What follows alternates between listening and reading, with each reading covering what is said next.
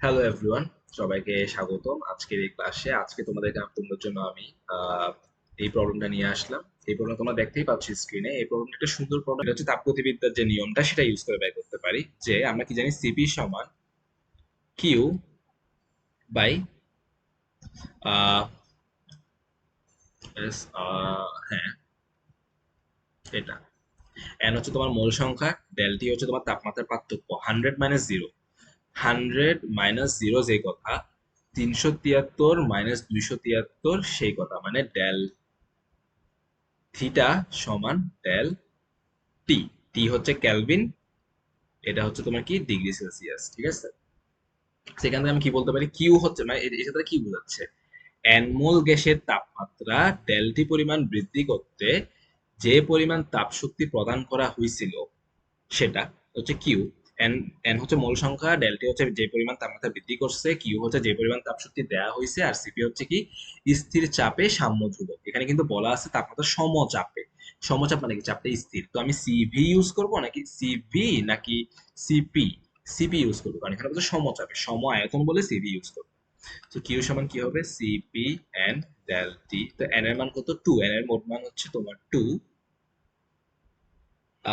আচ্ছা না, এক্ষেত্রে তোমার দেখো এন কয়টা আছে, CP1 N1 plus CP2 N2 del T. কারণ দেখো 0 থেকে যে 100 ডিগ্রি সেলসিয়াস পর্যন্ত গেছে, এটা কয়টা কয়টা গ্যাসের তাপমাত্রা গেছে, হিলিয়ামেরও গেছে, হাইড্রোজেনেরও গেছে। হিলিয়ামের এন আর হিলিয়ামের এফ, হিলিয়ামের এন আর হিলিয়ামের সিপি, হাইড্রোজেনের এন আর হাইড্রোজেনের সিপি তো একই না। তো দুইটাকে আমার যোগ করা লাগবে, কারণ তাপ হচ্ছে কি শক্তি। তো আমি চাইলেই দুইটাকে যোগ করতে পারি না, নর্মালি পারি। তো সিপিটা কত হবে, আমরা জানি কি এই সিপিটা হয় তোমার F/2 + 1। সিপি সমান কি F/2 + 1 × R। সো এই ক্ষেত্রে সিপিটা হবে তোমার, এখানে এটা হিলিয়ামের ক্ষেত্রে এফ এর মান হচ্ছে 3, 3/2 + 1 মানে কি 5/2। তো এখানে হচ্ছে তোমার 5/2 আর ইন্টু এন এর N1 এর মান হচ্ছে তোমার 1 × 100 ডেলটি এর মান প্লাস 5/2। আর এটার ক্ষেত্রে হবে তোমার কি, এটার ক্ষেত্রে তোমার আগে থেকেই 5 আছে, তো 7/2 হবে। 7/2 ইন্টু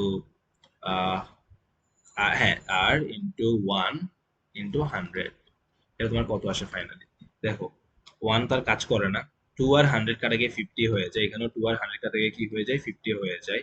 তো 50 হয়ে গেলে দেখো আর, আচ্ছা এটা হচ্ছে তোমার 5×5 = 25, 25 0।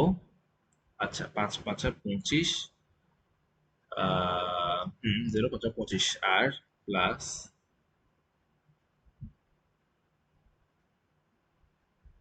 5×7 = 35। তো দেখো এখানে হচ্ছে 250 আর প্লাস 350 আর সমান কত আসে, 600 আর আসে, ঠিক আছে। 600 কি আসে, 600 আর আসে। তুমি আবার চাইলে কম্বাইন সিপি ব্যবহার করতে পারো। কম্বাইন সিপি কিভাবে ব্যবহার করে, কম্বাইন সিপি বার সমান কি, যে কি বলে N1 CP1 plus N2 CP2 by N1 plus N2, এটা ইউজ করতে পারো। তখন তুমি কি আসে, তখন তোমার উপরে 1 1 এর 2 আসে। তো সিপি দুইটা যোগফলকে 2 দিয়ে ভাগ। তো ওইটা আর কি, একটা সিপি আসে 5/2 আর একটা সিপি 7/2, আর এদের যোগফলকে যদি তুমি 2 দিয়ে ভাগ দাও কত আসে, 7। 7×5 = 12 আসে, 12/2 কত আসে, 12/2 আসে হচ্ছে তোমার 6। 6 কে 2 দিয়ে ভাগ দিলে তোমার কত আসে, 3 আসে। তো 3 আর আসবে জিনিসটা, তাই তো, 3 আর আসবে। তো সিপি এই 3 আরটাকে তুমি কি দিয়ে গুণ দিবা, আহ তখন আর N1 লাগবে না, তখন হচ্ছে হ্যাঁ তখন N1 লাগবে, তখন এই 3 আর, তখন তুমি এই 3 আরটাকে কি দিয়ে গুণ দিবা, আমি দেখাই আরেকটা খালি দিয়ে দেখাই। তখন তুমি এই 3 আর কে কি দিয়ে গুণ দিবা, এই 3 আর কে গুণ দিবা হচ্ছে তুমি N1 প্লাস N2 কই, 2 দিয়ে গুণ দিবা, আর কি দিয়ে গুণ দিবা, তাপমাত্রা দিয়ে গুণ দিবা 100, সমান কত, 3×2 = 6, 600। 600 আর, বুঝতে পারছো। এই প্রসেসটাও ঠিক, এই প্রসেসটাও ঠিক। সো আজকে এই পর্যন্তই, আগামী ক্লাসে আমি নতুন একটা প্রবলেম নিয়ে আসবো। ততদিন পর্যন্ত ভালো থাকো, সুস্থ থাকো, আর রিজেক্টেড ফ্রিল্যান্সের সাথেই থাকো। সবাইকে ধন্যবাদ।